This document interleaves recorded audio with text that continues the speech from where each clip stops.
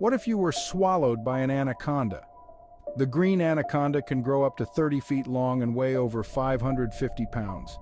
It's a fearsome predator that can take down large prey like deer and caimans.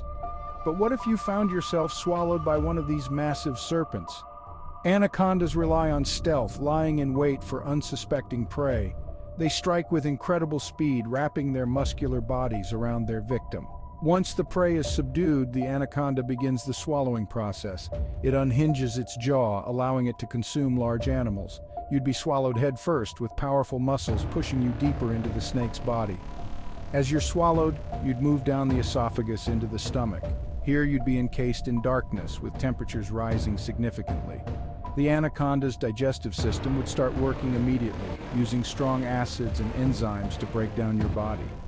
Could you survive this ordeal? The short answer is no. The lack of air and intense digestive process would make survival impossible.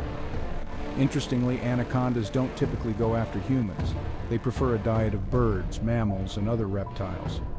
You're far more likely to be struck by lightning than swallowed by an anaconda.